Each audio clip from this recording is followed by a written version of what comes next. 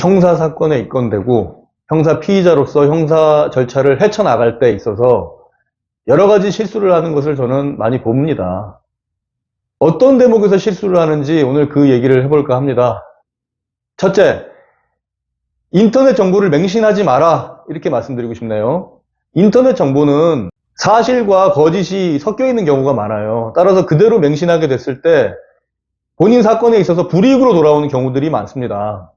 정보가 홍수의 시대죠. 변호사분들도 여러 가지 자료들을 올려놓기 때문에 이제 형사 사건에 연루되신 분들이 그걸 보고 자기 사건에 적용하는 경우들이 있어요. 임의로. 상식 수준에서 판단을 해서. 근데 그랬을 때 문제가 생기는 겁니다. 법이라는 건 또 전문 영역이기 때문에 나의 사실관계와 인터넷의 사실관계가 동일할 수가 없는 거예요. 그런 차이점 때문에 판결 결과도 달라집니다.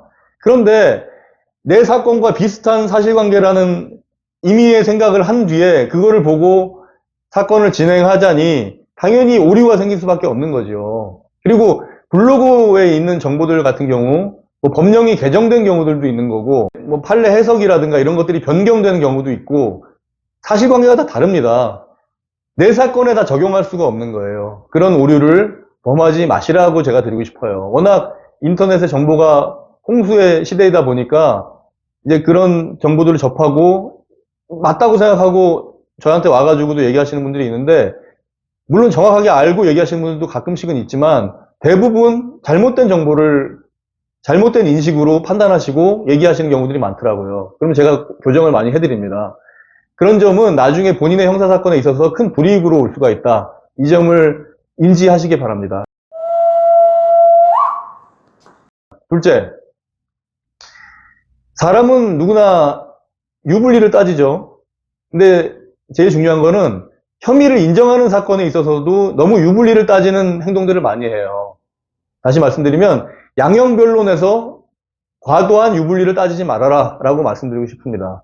즉 내가 범죄 혐의를 인정하기로 했어요. 뭐 범죄 혐의를 인정하는 경우와 범죄 혐의를 부정하는 경우가 있을 거 아니에요. 형사사건은.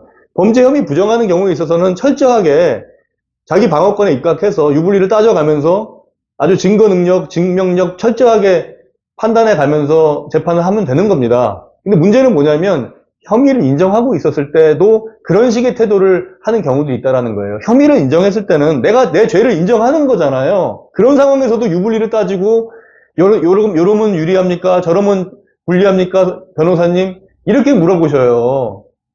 그래서 제가 말씀드리고 싶은 건 그겁니다. 혐의를 인정하고 가기로 했다, 형사 절차에서. 그러면 철저하게 반성하고 철저하게 사실관계 인정하고 들어가야 되는 거예요. 그 부분에 있어서 혼선이 되기 때문에 문제가 되는 거예요. 그 부분에 있어서 의뢰인을 제대로 잡아주지 못하는 변호사들이 너무 많아요. 제가 봤을 때. 왜냐? 또 뭐 의뢰인들이 해달라면 다 해주는 변호사들도 있으니까. 근데 그건 아니라는 거죠. 혐의를 인정하기로 했다 그러면 거기에 맞춰서 더 이상 유불리를 따지지 않고 사실관계는 인정하고 들어가야 되는 겁니다. 예, 그게 핵심이에요. 너무나 당연한 건데 내가 형사 피의자가 아니라 제3자였다 그러면 너무나 당연한 내용인데도 형사가 피의자가 되면 그렇게 행동을 하지 않아요. 예. 내 이익은 중요하니까. 다 그런 것이죠. 그게 뭐 일종의 이기주의인데 뭐 그런 이기심은 누구나 다 있어요. 그런데 그런 이기심이 형사사건에서 혐의를 인정했을 때 그런 이기심이 드러나면 얄밉게 보인다는 거예요. 괘씸죄에 해당될 수 있다는 겁니다. 네, 늘 제가 의뢰인들하고 만나서 안타까움을 느끼는 대목이기도 해요. 예, 이 부분에 대해서 한번 잘 염두에 두시고 형사 절차를 변호사와 상의를 잘해서 혐의를 인정하기로 했다. 그랬을 때는 사실관계에 대한 겸허한 인정과 진심 어린 반성이 필요한 거예요. 유불리를 따지는 태도는 결국에 실제 재판에서도 반성하지 않는다 이런 식으로 비춰지는 경우들이 많더라고요. 그럼 결국에 엄격한 법의 잣대가 적용될 수밖에 없다라는 겁니다. 예, 오늘은 제가 형사 절차에서 피의자들이 하는 실수 두 가지에 대해서 한번 말씀드려봤습니다. 도움 되셨으면 하고요. 지금까지 박변 통찰이었습니다. 이상입니다.